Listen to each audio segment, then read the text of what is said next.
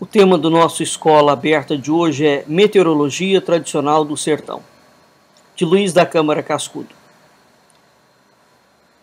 O povo guarda e defende sua ciência tradicional, que é um secular patrimônio, onde existem elementos de todas as idades e paragens do mundo. Existe o estudo do tempo, e este estudo é muito grave, é circunspecto na comunicação. Ele irrita as restrições e as novidades críticas. Ninguém poderá saber mais do que os antigos sobre o vento, que são os doutores do tempo. O tempo, estado atmosférico, situação de densidade aquosa nas áreas do espaço, é a imagem mais vulgar no Brasil. O tempo, duração, medida cronológica das coisas, ocupa suplência na linguagem brasileira. Isso é uma herança de Portugal, tendo outra amplidão vocabular.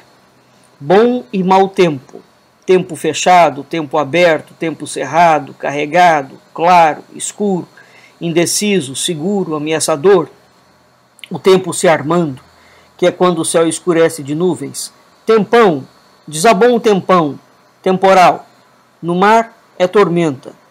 E no Rio de Janeiro, ou São Paulo, chama-se toró. Existe um interesse vital das chuvas, ou evitação dos excessos prejudiciais. Saint-Yves, Fraser, Manhart pesquisaram as inter-relações da meteorologia supersticiosa e a intervenção mágica do homem. Leite de Vasconcelos é bom, infelizmente parcimonioso, informador em Portugal.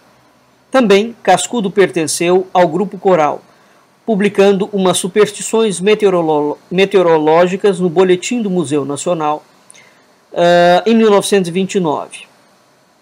Essas informações foram ampliadas e reproduzidas no Informação da História e Etnografia, no Recife, em 1940, e também foi na Revista de Etnografia, no Porto, em Portugal, em 1970, onde ele divulgou a notícia das chuvas e dos ventos no Brasil.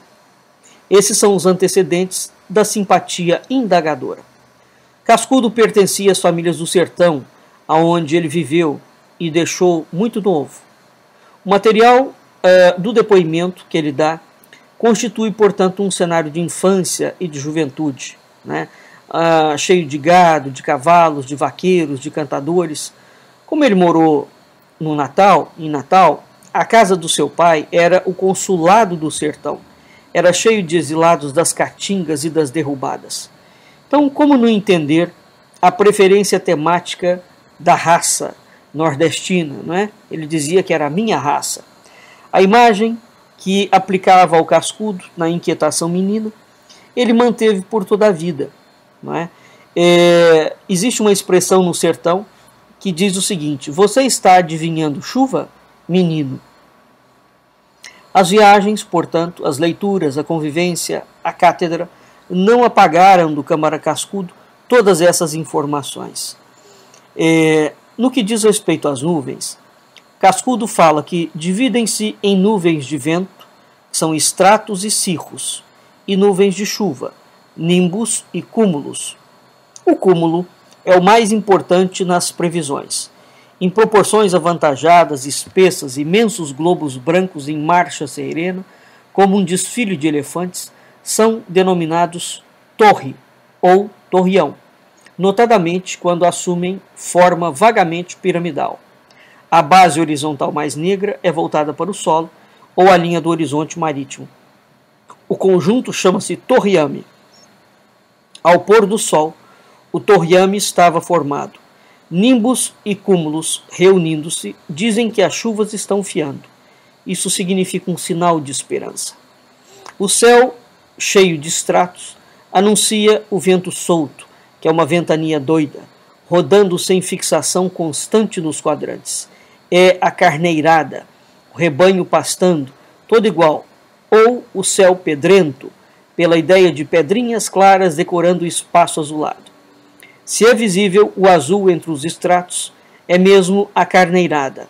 Notando-se cinzento escuro, é o céu pedrento, chuva e vento, mas sem intensidade ou duração fecundantes.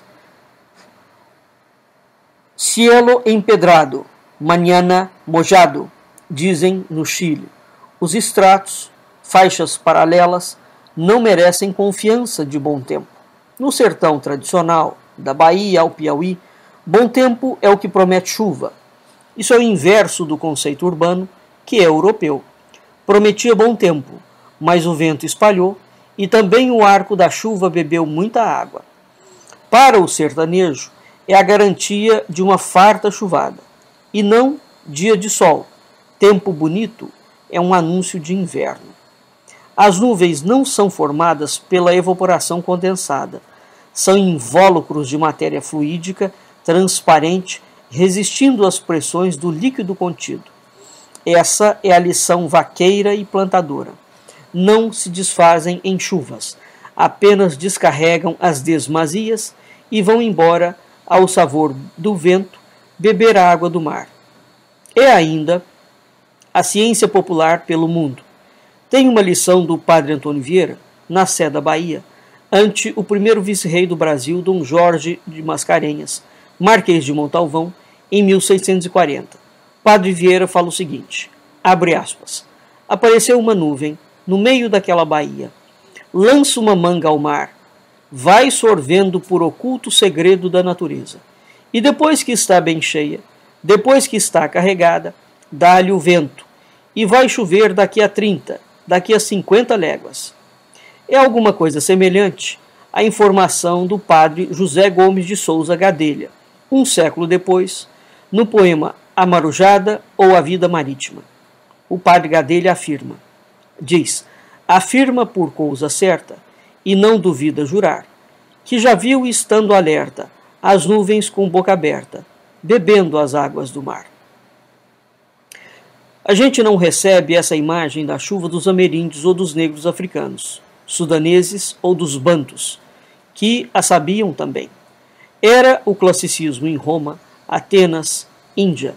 Antes da sucção, de estender um filamento como uma tromba na superfície marítima, a manga do padre Vieira, as nuvens são finas, incolores, transparentes. Todos nós vimos passar na altura essas nuvinhas sedentas, esponjas autênticas, inocentes e tranquilas, rumando ao oceano, centro da inesgotável subsistência.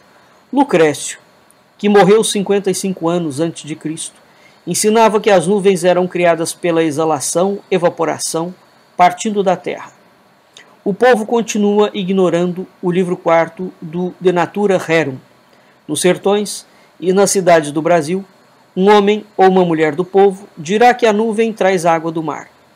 Constitui um conteúdo independente do continente. A nuvem é apenas o envelope. Cascudo procurou saber se a nuvem carregava a água doce dos rios e lagoas. As afirmativas que ele colheu foram em percentagem mínima. Mesmo no Rio de Janeiro, em Copacabana, se confirmava a sabedoria imóvel sertaneja. E o sal? Dizem, a nuvem coa, deixando-o no depósito oceano. Em outras versões, o sal é atirado em poeira impalpável nos dias furiosos de calor. Os ventos de rajadas raspam o sal das nuvens, acumulado na parte inferior. O vento quente é sempre salgado, mas o bafo da chaleira, mesmo fervendo, é doce. Fazem os prognósticos das chuvas pelo volume e coloração das nuvens, preferencialmente nos crepúsculos matutino e vespertino. É a mesma técnica por toda a Europa, no plano da cultura popular. Diz-se, vermelhão no sertão, velha no fogão. Manhã encarnada, tarde atolada. Ruivas ao nascente, chuva de repente. Quando estão as ruivas do mar, pega nos bois e vai lavrar. Os antigos, na primeira metade do século XIX, via em determinadas figuras sugeridas pelas nuvens da noite sinais e avisos. Essa prudente notação desapareceu depois que as estradas ligaram os sertões às orlas do Atlântico.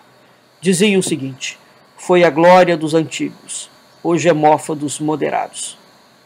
Não há no Brasil superstições ligadas às nuvens, como havia em Portugal, na Beira Baixa, ou na Itália, no Piemonte, afastando-se os agouros com orações nas igrejas. As nuvens baixas, visivelmente abaixo do nível normal, despertam suspeitas. Trariam, como em Pindela, segundo Leite de Vasconcelos, os espíritos dos excomungados, indesejáveis no céu e no inferno, pairando sobre as povoações daquela penitência. Benziam-se. Era tudo. Alcântara Machado e Luiz Edmundo citam orações fortes alusivas ao ar excomungado e ao ar de morto excomungado. A nuvem rasteira seria a sinistra condução. Mas, em Pindela, a nuvem estranha é muito carregada, anormalmente escura, quando no Brasil é pouca altura, despertando atenção, independentemente da cor. Existe uma promessa a São Sebastião de nuvem. São Sebastião, santo protetor da fome e da peste, nos livre, Senhor. A nuvem seca, ou a nuvem da peste, anuncia essas calamidades. E quando elas vêm, invoca-se São Sebastião. Até o próximo Escola Aberta.